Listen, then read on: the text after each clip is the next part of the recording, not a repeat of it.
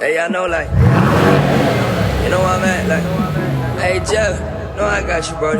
Look, hey, let's go, hey. Real life, real talk, never fall, we ain't doing that. Want me fall off, but I can't, I'm just too attached. I was so lost, I ain't going back. Never fall, never fall. We on the road, yeah, we on the road. Every day like the Olympics gon' go. Yeah. I'm in control, I thought you should know. Real life, real talk, never fall.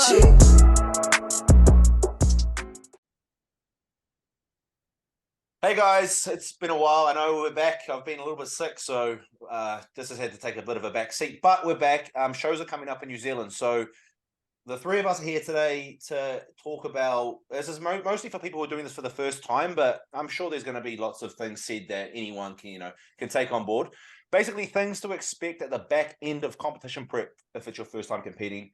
We've all done shows, we've all prepped plenty of people, so yeah, we're just going to talk about our experiences, what we've noticed, trends we've noticed, and how we recommend combating them to be your best. So, hello, Shea. Hello, Harry. How are we?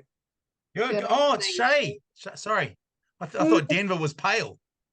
And a quarter of the size. Hey, don't sell yourself short, Shea. You guys are the same size. All right, we'll get into it. I'll start. I'll get it rolling for us. I'm going to bring up the first topic. And this is something that, this isn't just what beginners do, but I've noticed it's generally what beginners do. But I mean, we all probably struggle with it. A little bit of self-doubt's involved with it, blah, blah, blah. But basically, every time you prep someone and it's their first show, they all, at some point in prep, will say, I'm not lean enough. And while that's not necessarily a bad thing, because it's showing me that someone's got, ambition to be better and they want to be competitive and whatnot, with respect, you have no idea how lean you should be because you've never done it before. So you're 8 weeks out, you're 6 weeks out, you're 4 weeks out, you're saying, I'm not lean enough. One, your mind's probably playing tricks on you, but two, you don't actually know how lean you should be because your body's going to change. And you need to remember that you hired a coach. You could pick any coach in the world, but you hired the specific coach. Just trust them. Follow their process, follow their plan. If you do that, you're probably going to be just right. And look, you might do your show and you might not have been lean enough. And that's when you can look back and evaluate things and, ask yourself why. But until then, just keep your head down. Don't, get ultra hyper focused on this I'm not lean enough thing, because I'll tell you what, I've prepped a lot of people over the years for their first show.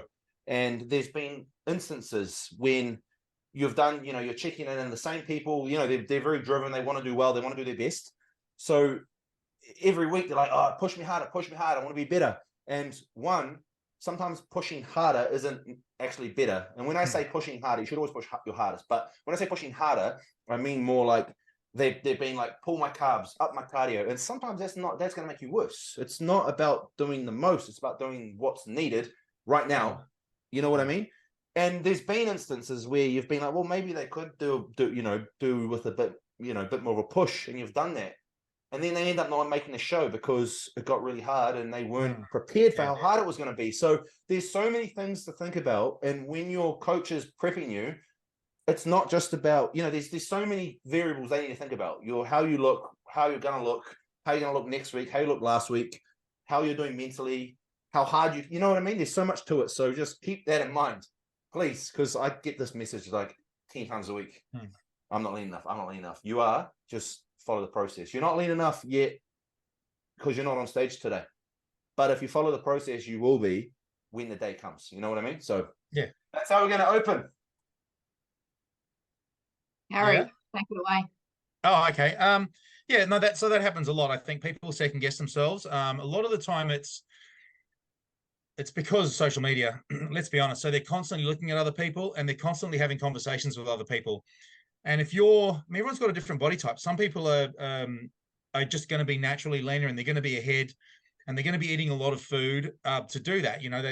So people look at what they're doing. They feel like they're struggling and they're like, well, they're so lean and they're eating like 300 grams of carbs and I'm doing like, 150 grams of carbs. And so there's this big comparison situation. And I think people really need to get away from that because that's what destroys them, right? Like mentally and I think emotionally, it makes it very difficult. Because their bodies are different. I mean, and I think a lot of people don't initially, especially the first comp, they don't understand that. So they just look at what someone else is doing and they compare themselves and they go, well, they're doing this and this and this, and they're ahead of me. So why aren't I eating that, or why aren't I doing this, or whatever? So that's one side. I think that's one side. And then the other side is where people just are like, push me. But, you know, Jordan, you know, I'm sure the majority of people aren't like that. You know what I mean?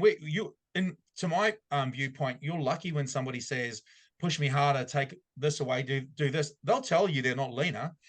And then if you look at them and they're not, and you say, okay, so let's bring your carbs down and let's increase your cardio output and let's do this and this and this. And all of a sudden, like you say, they burn out because the reality is that they can't sustain it. So yeah, I mean, I think that what I try to reinforce in people all the time is just stay in your own lane, look where you started, see how that's tracking to where you are to this point, and trust the process to continue to get you to that stage thing. And then, you know, I will also tell people, it doesn't matter if, you know, person A is 10 weeks out and covered in veins and looking, you know, super freaky. What matters is that on comp day, you're where you need to be and you're in condition. Because I also find, you know, the flip side of that is that you find that people who are super lean, you know, really early out, sometimes there's often not a really big transition and change in their bodies. And what looks amazing, and we see this all the time, what looks amazing in the gym under the right light, when, you know, Saturn's in line with the, you know, whatever, the rings of Mars, and then they on stage on the comp day, you're like, well, hang on, that didn't really translate to anything. So I think people sort of just need to have a really realistic, it's hard to be realistic, right? First comp, but I think just trust, right? You've got to trust your coach. And I always sort of say, look where you started and look where you're at now, and then just see how that process is working, and sort of give yourself some kudos for having done that much, and then continue to push forward, because it's very easy for them to lose sight of that when they start comparing with other people. You made two real good points that I actually had written down to bring up separately. So the listening to too many people and comparing yourself to people is something that is like, you get it all the time. Like, oh, here, like, oh, how come they're doing this and I can't? Or how come they can eat all this? Or how come they're doing all this cardio, or they're not doing this cardio, blah, blah, blah, blah. And what people need to understand is there's so many variables that can affect what you need to do in your comp prep versus what he needs to do or what she needs to do. Even if you have the same coach, like, how was your off season? How lean did you stay? How strict were you? How high did you get your food? What do you do for a job? Like, perfect example, 2021, when I did my last prep, me and Cam were training partners. We trained together every day. We did not train with anyone else. It was just me and him every day. We did the same amount of cardio as well. But his food intake was like 4 times what mine was. And he was leaner than me for where we were. I'm talking like between maybe 6 to 10 weeks out, before the shows got pushed back. Because during the day, he was working. He was like doing physical labor. He's an electrician. So there was days where he would be, you know, there was days where he wasn't, but there was a lot of days where he was extremely active. So his body required, he's also got a really good metabolism. So his body just required more food than mine did. But we were doing exactly the same training. So like the only difference was what we were doing during the day. And it just shows that, like, yeah, it's the same principles, blah, blah, blah, but it's just different needs. And it's going to be the same, you know. There's also like, oh, how come she's doing this? How come she's doing that? But she's not cheating on her diet every week. She's following her plan to the T, and you're not, or the other way around. Like, there's so many variables that affect what you need to do to get from here to here. And that's what I want to say. And then there was another thing, but oh yeah, the when you said about the 10-week out thing, you need to understand that every single coach is going to have their own method. You know, they're going to have their own way of doing things. So, for example, when I'm prepping someone in a perfect world, I like to push harder earlier and have people ahead of the schedule. Ideally, if I can, if I have the right amount of time, if I can work the off season, have a really good off season, and start prep, push pretty hard, get them in a pretty good position. So 10 weeks out, we're really, you know, in a good place. 8 weeks out, even better. Then we can start bringing food back in, body's refreshed, blah, blah, blah. But that's not always the case, because sometimes someone might come with you late. Someone's body might not be responding perfectly. Someone might not be following the plan properly. There's so many different ways to do it. And on the flip side, another coach might have the complete opposite, and they might like to just slowly, gradually come into the show. I'm not saying either's right, either's wrong, but it's just two different methods. So some people are going to look different earlier on. Some people their prep's going to look different earlier on. Oh, he's doing a lot of cardio early on. That's weird. Oh, but all of a sudden he's doing nothing towards the end of it. You know what I mean? And it's just the roles reversed. So there's different methods. So keep that in mind, especially if it's your first time doing this. Like there's different ways to do it. People have different requirements, different needs, and blah, blah, blah. So yeah, I want to touch on that. Okay, come on, we're waiting for it. Wisdom. Enlighten us. The next part if you want. You might be waiting a minute. I think the biggest one is it's good to have those people that do question how lean they are and whatever. But I think we can all sitting here say you'll never be lean enough. Like no matter where and no matter how far you go, you're never gonna feel actually I fucking nailed this. Like there's no point that you feel 100% confident that your body is 100% perfect. So while it's good to have that I'm not lean enough, like you do have to be realistic. If you are pushing and you are gunning for something and you're aiming really high, you're never going to achieve it. Like if you're just doing it because you want to get better every year, absolutely. But I just personally, I think, and I used myself last year, 2 days out, I said to Mum, I look like shit, I'm not lean enough. Like, everyone does it no matter what. And I think you make a really good point as well, getting hyper focused and the comparisons. You're hyper focused on other people, what other people are doing, and you're like, oh, at the same time, we say 4 weeks out, say this person's really, really lean right now, and you kind of lose sight of your ride. Like you've been with your coach for freaking, say you've done a 10-week, 15-week prep. You've done 11 of those weeks and you've trusted the process. So why the hell are you now looking at other people where they're sitting and being like, oh my God, I'm not ready? Like just finish the process. No one knows what everyone looks like. Like you said, 4, 3, 2 weeks out, it's what translates on stage. And if you're looking at someone on social media, yes, like it's a highlight reel. They're going to show you in their sliding with a couple little filters and tilts and tricks all above it. So I don't know. I think it's a very common, my girls all the time, not lean enough. And I just say to them, you're never going to be. Just be content with where you are right now and what you've still got to do for the next XYZ. Just keep pushing. And all those feelings get heightened the deeper you get as well. Like the closer you get to the show, all the mind games. You're meant to. Like and I don't think it ever stops. I think you just get better at like dealing with it, and you understand and you know it's coming, and you're like, okay, like the best. After a while, you realize the best thing I can do is just follow my plan to the best of my ability. Keep going. And if I'm not happy, I'm just going to train harder. So. And I think it's something that's really important as well is that it's very natural for that to happen. So that's a very normal part of everybody's prep situation. And I think that even as you go further down the road and you're competing, you think it's either going to be I'm not lean enough or I'm not big enough, or something, and you never really get away from that. I'd love to say that there's a point at which you're like, oh no, I'm so super happy, but that's not really how bodybuilding. It's not really how bodybuilding works. You know what I mean? Like, we started weight training so that we could cover up for insecurities, and they don't go away. We just build up a bigger shell. Yeah. Yeah, I know. So I didn't mean that. There's nothing insecure about bodybuilding. You guys are all amazing. It definitely is. I can openly admit the reason I started lifting weights was because I hated how I looked. Yeah. And it just got worse. I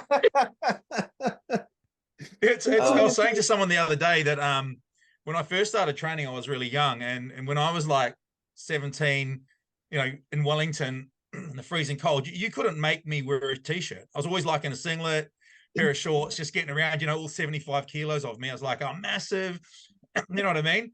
And then as the years progressed, sort of, in my 30s, when I was like walking on stage between sort of like 95 and 100, you couldn't get me to take a jumper off. It's so nah, man, it must be the age, because I was like, when I was 17, 18, that was when my confidence was peaked.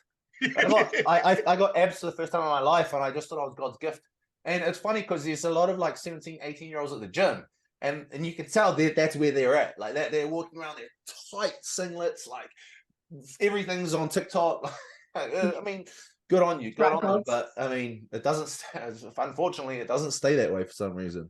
Yeah, I mean, listen. For some, it does, right? For some it does. Their confidence just grows, and more power to them. But I think once you start, there's something very confronting about competing, because it's not just building a body that gets you, that makes you look good in the gym, and that's not sort of overly. I kind of feel like when I left high school, that's the body that I had, but it's all of a sudden I'm going to stand in but essentially naked, and I'm going to do these comparisons with people, and are their arms bigger than mine? Are they leaner than I am, or what are they more? So it really is extremely confronting for a lot of people. And I think when I'm speaking with clients as they're preparing, I go, well, you've got to be really ready for that, because you don't understand exactly how confronting it is to be standing in front of a room full of complete strangers just in your underpants. So I'm like, make sure. So, obviously we pose, we practice that, we do all of those kinds of things, but just understand that it's very confronting. Literally being told you're better or worse than someone else. Yeah. Literally. It's everything that like the society tries to teach us. You're paying to stand on a stage and have a panel of people judge you simply based on the way that you look. Like, it goes against everything that we're kind of trying to portray in the world, but you're doing it to yourself. Like, yeah, it's a choice that you made, right? So yeah. So I really try to focus with people on their process, and saying, just remember what you've done. I'll even get to that thing. I think I've mentioned it before, where on the day of a show, I'll have a client backstage, and and I'll be looking at them, and I'll say, well, are you happy? Like, think about where we started. Look at the condition that you've managed to achieve. Understand what you've done, and then are you happy with really be happy and be proud of yourself for achieving this goal. And then I'll say, because you're going to go and stand on stage, and there's going to be a bunch of people that don't know you and have no relationship with you, and they're going to subjectively judge you against another bunch of people, and and you may not win. What you think is going to happen on stage may not happen. So just be aware that you've hit your goal, you've achieved your physical, I guess, the peak, your physical perfection at this stage. And then, you can grow from there. You tell it falls on deaf ears. They still tell you what a shit coach you are after the show when they get nailed. But I think at some stage that thinking comes around, and they go, you know what? Like, I dropped 20 kilos. I'm single digit body fat. I've done this and this and this. And that strengthens them for the next time they decide to do something. And then every time it becomes, even though that the standards you want from yourself becomes higher and higher and higher, you start to understand the part that, as a client, that you play in achieving that. So I think when you first do a comp, you're doing all the work, but you're kind of detached from it, because there's like, my coach is, my coach is driving this. And then after that, then they start to think, okay, I've got to drive this. I'm the one who needs to not miss cardio, and I need, you know what I mean? Yeah, it's a good point, because I mean, I've never done a show personally where my goal hasn't been to win. I'm just super competitive, but every single time I haven't won, I've been completely fine after, because I'm like, I genuinely did every single thing I possibly could have done, and I'm happy with how I presented, and it is what it is. And I was never, and I don't know if that's because I genuinely did everything I could have done, or if it's just because of how I looked at it after. I don't know, but a lot of people will go into it like, oh, I really want to win, thinking they're going to be really upset after. But sometimes, if you, like Harry just said, if you look back and actually genuinely reflect on the journey and how far you came, knowing that, it's not finished, this is just a stepping stone for the future. You can look back and be proud of yourself, and take it in. Just try not to, oh, I suck. No, don't think like that. Just think, look how far I came, and I'm only going to get better. And next time, whoever this person was that beat me, I'm going to kick their ass. That's how you got to look at it, because it's a very rewarding experience. It's probably one of the most rewarding things a lot of people will do when they do their first show. Like, for me, I felt I was on this like massive high for like a week. It was crazy. So what I want to say is, don't cheat that by yourself. You know what I mean? 100%. Be so super proud of yourself. Don't be miserable about it, and because understand that like the journey is the journey in itself is the reward, and then the placing, if you get a great placing or you do well, that's amazing. But I feel like that very first contest that you do, just going from, I mean, I was the same as you, Jordan. Like, when I first competed, it was the first time in my life I'd had abs, and all of a sudden you've got like, what are these? I've got all these striations on my quads, and I've got like this, and I've got that, and there's you can allow yourself to be, disheartened by the end result. And then that I don't personally understand that. I was just like, okay, so if I don't get the result that I want, I'm really happy with the physique that I have. And then even as I got further along, as long as I had the physique that I wanted to have on the day, that that I felt like I'm happy with this, then I was happy with it. Whatever happens, because you can't control how somebody else looks and what their genetics are like, and what things they're doing. The further you go, the more you're aware of the choices that you make. And then you think, well, maybe I don't want to make those choices, or I didn't choose to do this, or I did whatever. And you just look at, I used to just look and go, am I happy with the physique that I've got? Sure. I think I want more of this and that, whatever. But as long as I was happy on the day with having done the work, and the physique that I had, I'm like, okay, well, it is what it is. Now it's completely out of my hands. Yeah, for sure. And don't be arrogant about it on the flip side as well. Like, some people are just better. And on the day, whoever shows up day, some people easy for her to say, Yeah.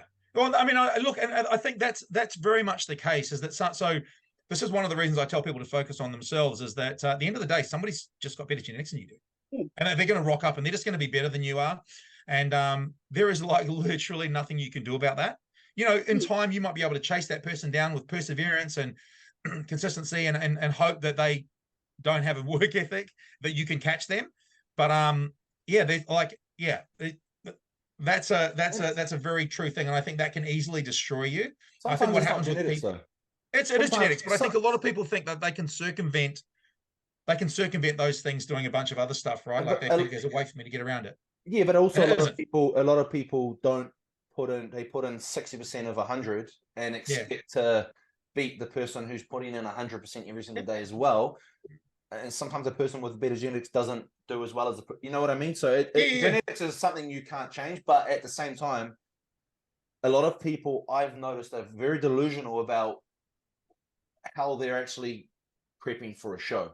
They go on about how like dedicated they are and how disciplined they are and how they're doing everything they can, but they're not.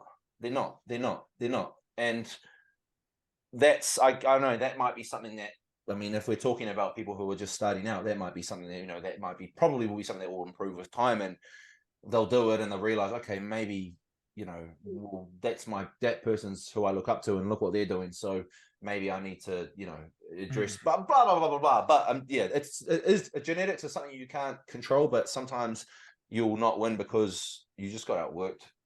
Simple. Well, there's exactly. A lot of people can have amazing genetics and not achieve a whole lot.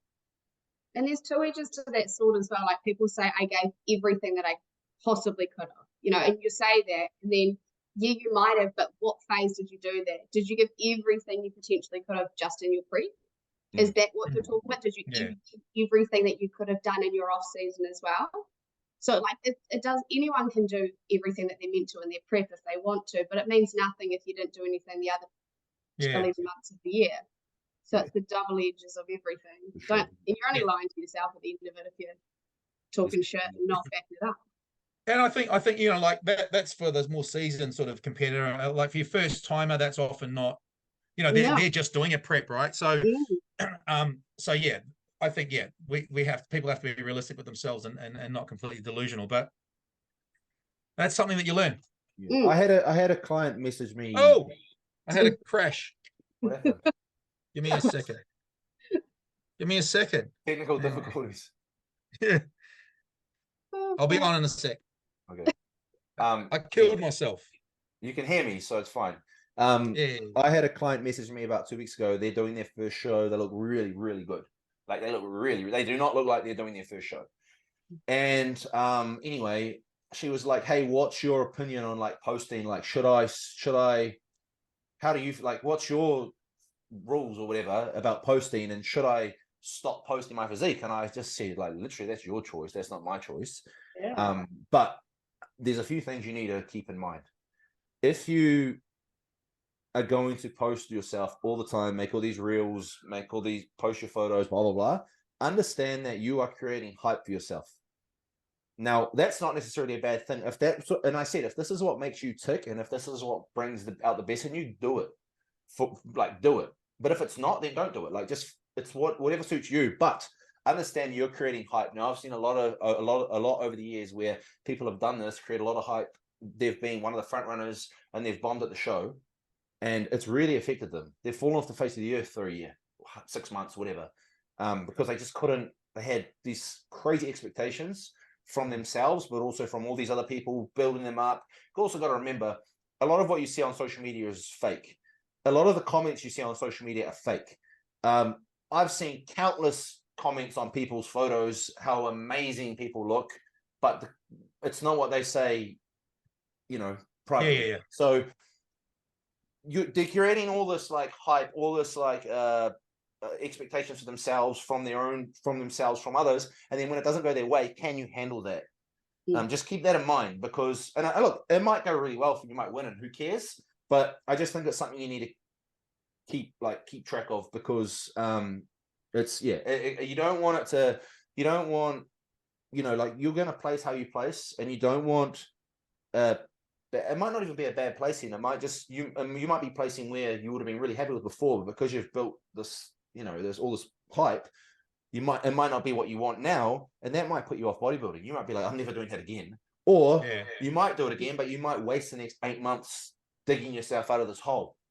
So just, I think it's something that people don't really think about too much. And like I said, it's a personal thing. Some people are going to thrive off it. Some people are going to hate it. For me, whenever I did shows, my best preps were when I just kept to myself for the majority. I mean, posting here and there, but I didn't like to do the daily posting the same shit every day. There's no change anyway. There's what we're looking at today that you couldn't look at yesterday. But that was you know what he used to do, Shea? He would just leave it, nothing, and then all of a sudden, you'd see a photo of him in his lift with these strided triceps, and he's going like, "Oh, look at this!" I'm like, "What are you sending this to me for, bro?" But I sent it to you. What are you trying to? What are you trying to hurt me for, bro? But yeah, I think, like, again, more power to people who are trying to promote themselves. Well done. And yes, absolutely understand that it's lifting people's expectations of you. And what I find really interesting, because we see it at all the levels, right? Like, we definitely see it at the pro level.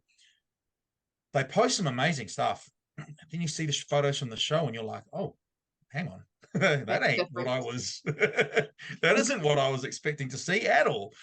So I think, like, my personality type just gravitates towards transparency, realness. I'd rather see the shitty, all the shitty versions. You know what I mean? And then see something on stage that just blows me away.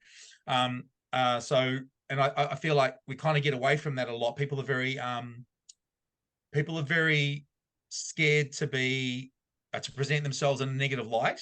And it's not that it's a negative light, it's just real. So the people are very scared to be real because they want to present something that's that's fake, that they feel bolsters them. But at the end of the day, if you're a competitive bodybuilder and you're not a fitness influencer, then all of that shit's going to fall by the wayside, and you're going to be on stage. And if you build a lot of hype, I guess the reality of it is that if you build a lot of hype and you present a lot of bullshit on the way up, that stuff's all going to come right back at you, because everyone's like, "Oh, look at this guy." And then when you're not what you portray yourself to be, you're gonna hear all about it. So, but it's not even that. Like, you might still look great, but then some other 3 other competitors. Oh yeah, no, absolutely. It's just the thought of 4th place or 5th place, or not even top 5. Is a failure, but you might still be awesome. So just if you're new to this, just keep that in mind. And listen, I think that at the end of the, sorry to cut you off, Shea, but at the end of the day, like, that's right. People you might not still win, but I feel like if you're really transparent about your process and about the things you're doing, nobody really cares if you win or if you lose. If they're following you and they're happy with, and you've made these progresses and things have happened for you, then people will be happy for you regardless of your placing. Yeah, Does but that make sense? they might not be happy for themselves, is what I mean. No, You no. know what I mean? No, of course, like we're not gonna care. Yeah. Hey, you're like awesome, you look real good, but they'll be like, I failed because I didn't place how. Yeah, that's true. That's very true.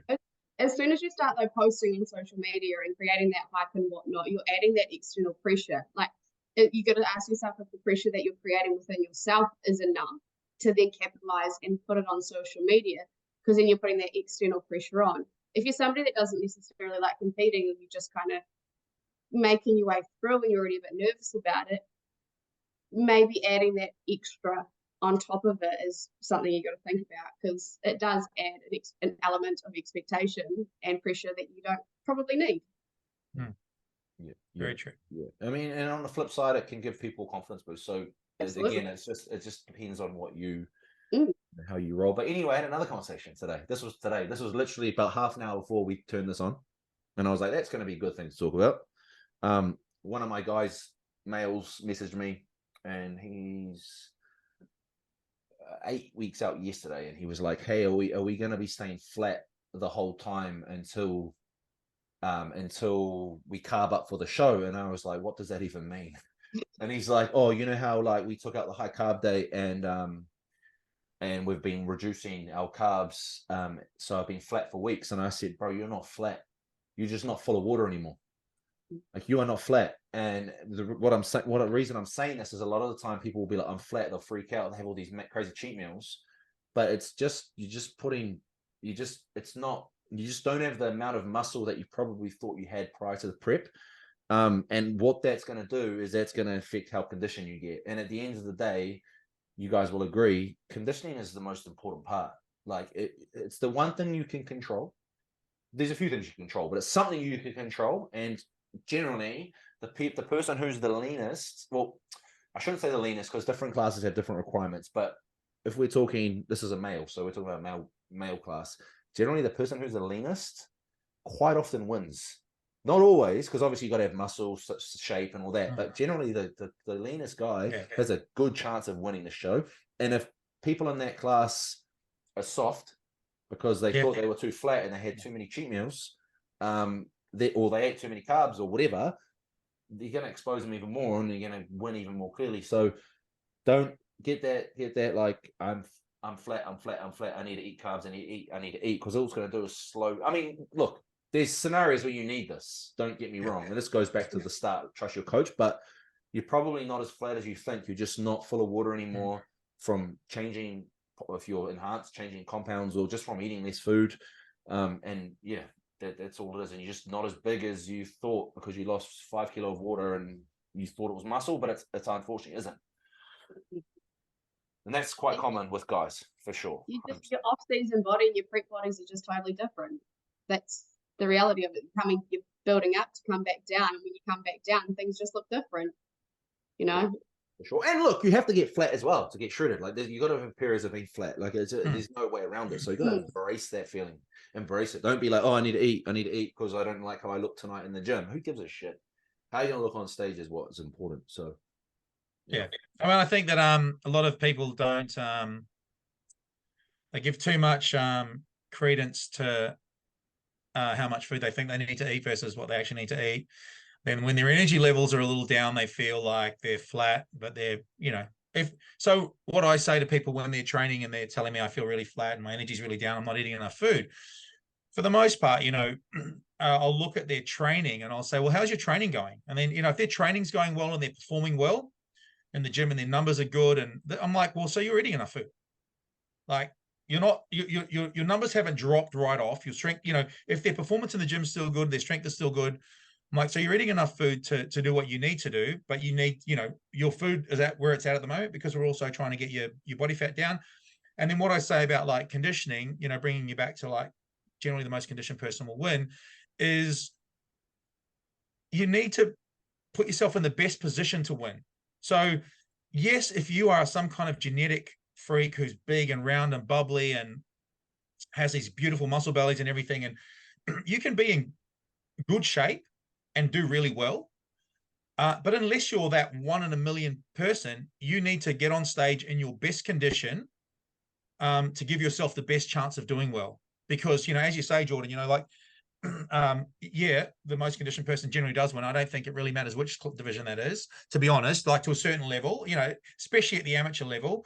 And then, you know, we've all seen the guy that comes in and whose body is like, well, I don't really, it's not like I look at some guys and think, oh man, that's a physique I want. But he's so shredded, you're like, okay, I can't really look at anybody else because nobody's matching that conditioning. So be the person that stands out, whatever it is that you're doing. You know what I mean? So if you're the person that stands out and all the eyes go to you, well, you're winning. So you might as well give yourself the best shot, whatever that entails. And, you know, especially for bodybuilding and those classes, then it is whoever's the leanest. Yeah, for sure. You mentioned something about training numbers. And this was another thing I was going to bring up. So it's good you said it. Something that I have this conversation all the time. And obviously, if it's your first time doing this, then you probably haven't heard it yet, or you may have. But it's so important to keep the intensity up in the gym, and to I'm not gonna I try and make sure people don't start like their loads in the gym don't start getting crazy low. They might drop a little bit. And I wouldn't want someone to start training sloppy to use the same weight as they were 12 weeks ago. Don't do that. Keep the form needs to stay standardized, but just do everything you can to keep the intensity as high as possible and to keep the weights up. The moment you start letting that intensity drop and you start letting the weights come down while you're in a deficit, while you're very lean, that's when you start losing. That's when you start going flat and you start losing muscle, and you get not giving your body a reason to hold on to the muscle that you've built. So some people that will come naturally because they get, the closer the show gets, the more they get into it. So the intensity stays really high. But a lot of the time as well, when your energy is dropping off, especially for people who train by themselves, it can be hard. Like it can be really, really hard to go to the gym and train really hard when you're tired, when you've worked all day, you've done your cardio in the morning, you're on low carbs, you're exhausted. The last thing you want to do is train, but you have to. You've got to find something mentally that just, before those big sets, before you do your squats, before you do your whatever you're doing, just find something within you to pull that shit out of you. Because, it might be music. It doesn't matter what it is. Who cares what it is? Just find what works for you and make it happen. Like make it happen. And yeah, you're gonna hold on to a lot more muscle that way. You're gonna otherwise, if you let the shit hit the fan in the gym, that's when you're not gonna look how you want to look. It's also gonna help with conditioning as well, fat loss and all that kind of stuff. But just when talking about retaining muscle, it's like a crucial part of your prep. So you can structure your diet around that. So for example, if you're on low carbs, having majority of them pre-workout, things like that can help. If you have the luxury, like training after a certain amount of meals, wherever you feel best. Like for me, I like training after 2 meals. I'm lucky enough I can do that. Some people won't be able to do that, but just work within your schedule and try and set your day up that's going to best suit you, especially in that last, say 6 weeks, especially the last 4 weeks. But I just wanted to bring that up because I think that's a really crucial point, right? So I like when I was doing, that kind of thing. And what's something that I tell my clients is, muscle shifts weight.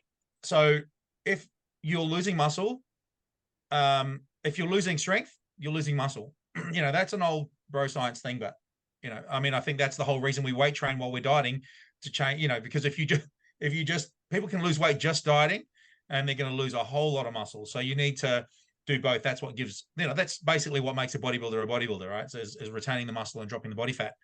And then I think, I also tell them, especially first timers, it's more so for first timers. I'll say to them, at no time in your life has your nutrition, your training, your supplementation, and everything else been geared completely towards this one goal. So you should be performing at the highest level you're performing. As you get closer to the show, there's going to be a drop off. But what I find, especially with first timers, is that for most of the diet, actually, their performance just keeps on going up and up and up. Their weight comes down, they get leaner, but their actual performance in the gym comes up.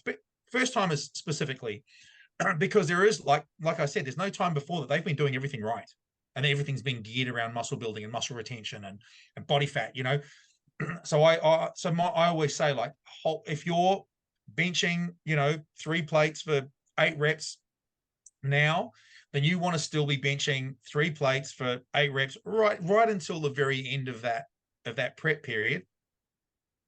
And it might, because there is a point at which you get super lean and then your joint integrity is not the same as it was, but muscle shifts weight. So yeah, absolutely, Jordan. I think people have to really, I always preach that to people as they're dieting. And well, I preach that to people all the time, right? Regardless of what they're doing. But I think in the prep period, it's very important to try to retain your strength. And I mean, I will say from my experience, I've often been what I would consider to be the strongest that I've ever been at a very low body fat and very close to competition. Because again, food's 100%, supplementations 100%. Back then, gear was like everything was just together. And your mindset as well, that's a big thing, is that your mind is so geared towards the contest and the training and maintaining that strength, that everything just sort of moves. Yeah, sure, you can't get off the couch the rest of the day, but at the gym you can really, smash it out, because that's what's important.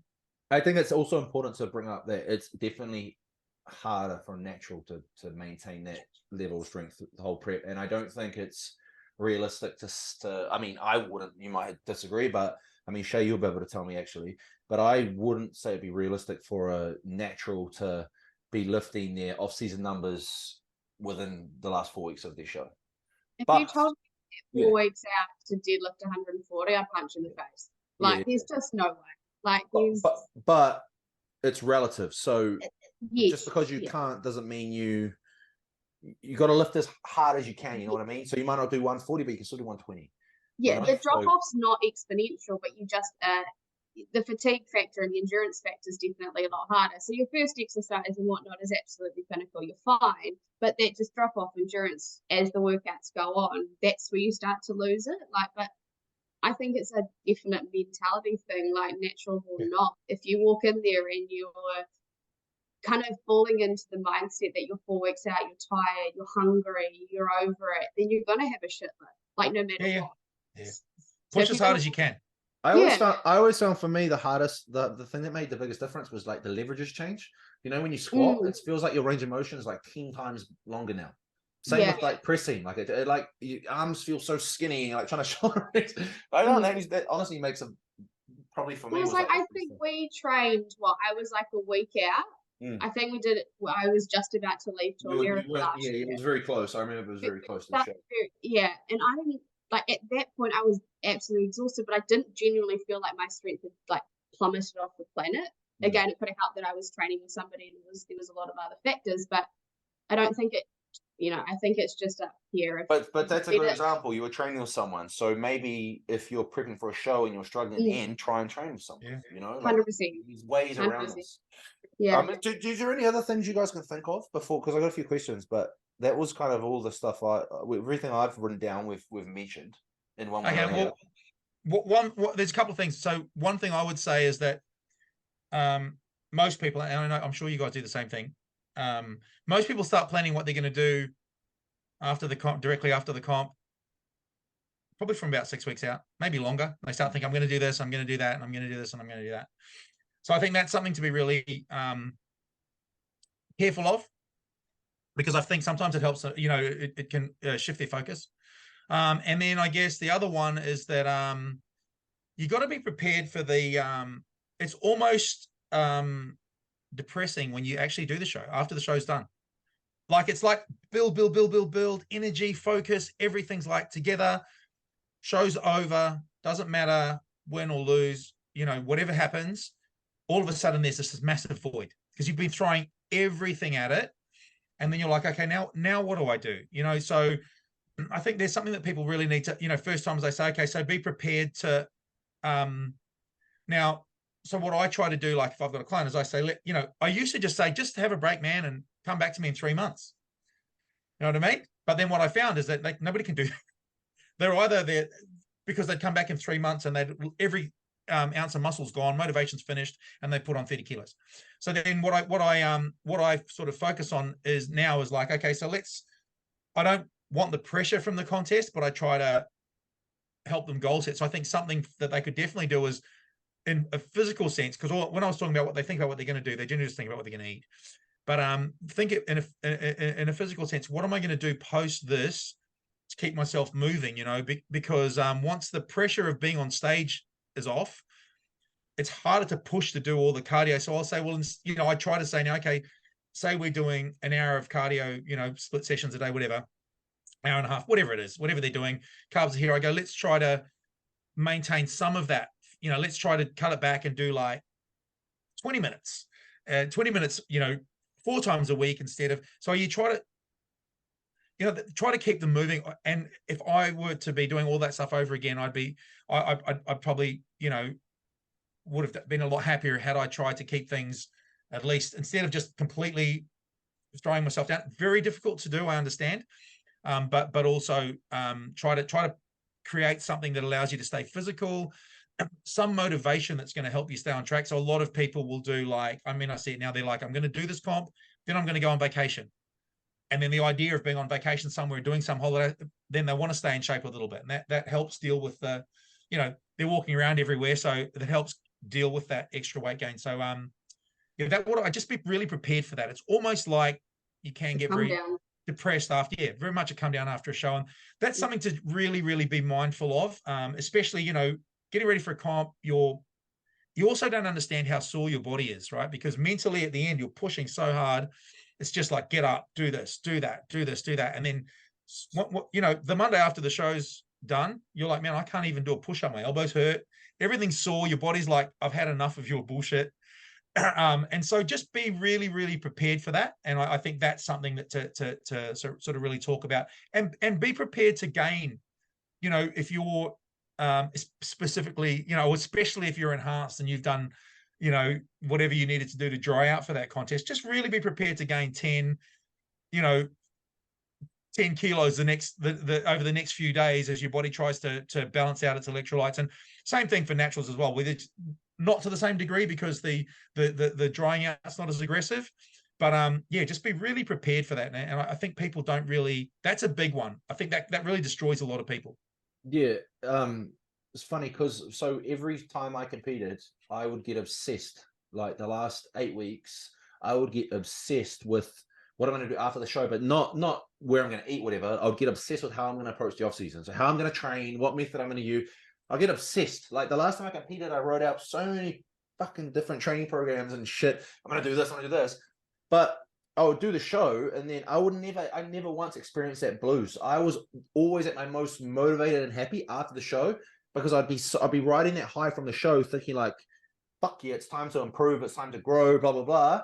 And for that next 12 weeks or whatever, it'd be like every training session was amazing. Like I never got that down phase, but I know people do. I've worked with a lot of people who do, and it took me a while to see things from their perspective. Not everyone thinks the same, but yeah, for me it was always the opposite. I got obsessed with it, like honestly. But one thing I really think nobody should do if it's your first time competing, nobody, I don't care what personality you have, don't start stacking food. So don't start buying all the chocolate and all the biscuits you've wanted to try or prep. Don't go do that. People get these big boxes of shit. The thing is, you're going to do your show. You're going to eat what you want to eat. This is for you. We should come and search your house. I know there's a chest full of chocolate in your house. No. You're going to eat what you want to eat, and you're going to be surprised how far, even after you carb load, you're going to be surprised how much your cravings diminish. So you're going to have a few things. The cravings go pretty quick generally. Like after a few days, you're kind of like, I've had my fun, and you generally will just eat because it's there. So I'm not saying don't eat, like eat. If you want something, have it. But a lot of the time, people will just be in the pantry just picking at things just because it's there. But if they had to actually go and buy it, they're not going to do it. And this is going to help you control the post-show rebound because, again, if it's your first show, you probably don't have that much muscle. Well, I shouldn't say that, but you probably won't have as much muscle as, you won't have as much muscle as you will later on. So, for example, for myself, now after a show, I can get away with a lot and stay pretty lean for quite a while. I don't really, when I've competed the last few times, I haven't really gone crazy because it doesn't make you feel good, but I could if I wanted to. But when I first started competing, I would look like shit after the Sunday of eating whatever I want on Sunday. On Monday, I look like shit. Abs are gone. Body just can't process because I don't have the muscle there to do it. So if you're starting out and you're doing your first show, that's probably going to happen to you if you go crazy, and it's only going to get worse. And then you get to a point where it's ruined now anyway. So I'm just going to keep going, and you get into this real dark place, and you're just trying to pull yourself up constantly. So a big way to avoid that is just go out and eat. Try not to. And look, people are going to give you food too. Like people from work. Oh, hey, I got you this. I got you this. You're going to get stuff given to you, which is fine. But because of that, it means you don't need to go to Pack and Save and buy 20 blocks of chocolate and all the biscuits that have come out during prep and all the ice cream and all that cheesecake you wanted. And also you did that stuff I was going to bake. Like just try and keep stuff away from your pantry. That's all I'm saying. It's going to help you. I promise you. My partner at the time had a drawer. And I mean, the drawer was like stacked to the top of just everything. And I was like, sweet Jesus. And you're right. Every time you just walked in there and grabbed something because it was there. So, yeah. And you don't even want it. So, no, it's just, I did at some stage. So I'm going to eat it now. Yeah. I would also say something for people to be really aware of in the same vein is for a lot of gastric distress. Oh, yeah. I haven't eaten butter chicken since my first show. Oh, my first show I had, because I used to love like vanilla blueberry cheesecake. It was my favorite. Ooh. And I had it after the show because I used to get it like on my birthday and whatnot. And I had probably way more than I should have had. Holy shit. My stomach, I remember lying on my bed. I went and lay on my bed on my back because my stomach was just in knots.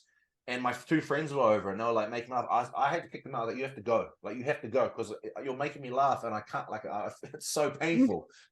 So be aware of what you have too. If you haven't had like dairy or prep, don't go any cheesecake. Stay away from cheesecake and like flavored milk. The night of the show and probably the next day. Just my favorites. You mean my two favorites? And ice cream. Or if you do have it. Moderate. If you do have it, just be aware of how much you have. If say you have ice cream, you have a scoop of ice cream, it's probably going to be fine. But if you go and have a sundae that big, do it and see what happens. But I advise against it. Here's a funny anecdote. When the first year I competed, I did 4 shows. Dieted for about 26 weeks, and I did 2 regional shows, 1 NABA, 1 IFBB, and then I did IFBB Nationals, and I did the NABA Nationals. And on the NABA Nationals was last, and I weighed, I remember checking my weight in the morning, and I was 86, 87, something like that, kilos. So high 80s. And then that was on the Friday. The show was on Saturday. And then on the Monday, when I weighed myself back in Wellington, because that was shows out of town, when I got back home to Wellington, weighed myself at my own gym, I was 113. How did you feel? You must have felt horrible. Shit. I felt like shit. That's so my whole lower legs were swollen. Everything was horrific. So and then I learned a really good lesson from that. Yeah, I remember when I competed in 2012. So my training partner at the time, he was doing his first show. I think he competed at like 73 kilo or something. He was shredded. Like legit genius. Oh yeah, Mike. Yeah. And then I remember so he competed on the Saturday. I went to work on the Monday or the Tuesday. We worked at the same gym. I got there. He's in the car park. He's eating like fucking, what are they? Those biscuits with the pink icing and the sprinkles. Yeah, I know the ones you're talking about. The Griffin's ones, yeah. You know, the kiddie ones. He's just eating them. Like he's eating the whole thing. And I drive up. He just looks at me. He starts cracking up. His face was like, honestly, like it was crazy. He put on like 30 kilo in like 2 days. Same as you. And like he was and he's only 5'7". I think he's like 5'7". So 30 kilo on 5'7" is it's a lot. And it took he's not tall like me. Yeah, it's kind of the same. It's the same. But yeah, it was nuts. Like that was probably the craziest I've seen from anyone. I don't think I've ever seen anyone rebound look like that. I felt like horrible. But it's after the prejudging. I went to the shake and burger place and I started just drinking. I probably had 4 milkshakes and 2 burgers before I went back to I couldn't flex. I couldn't do an ab and thigh. Like my belly was so full at the night show. I wish you had photos of that. I wish you had photos. Huh? Do you have photos of that show? I'll find some. Yes. It's funny because to me, I look at it and I was so small. But yeah, You want to come in funny. full, eh? You want to come in full for that. And I put no, it's just literally I started eating. I was like, I ain't gonna win this shit, so who gives a fuck? And then I remember buying a singlet, and I put it on as we drove. I put it on before we drove back, and by the time I got back to Wellington, which was like, a few hours, I don't even know, 6 hours later or something, I couldn't take the thing off. Like somebody had to pull. It was tight anyway, but somebody had to pull the singlet off me, and I was like a giant balloon. How many And I meals? stayed that way ever since. Okay, we got some good questions. Yes, let's go. Real life, real talk, never fall, we ain't doing that. Want me fall off, but I can't, I'm just too attached. I was so lost,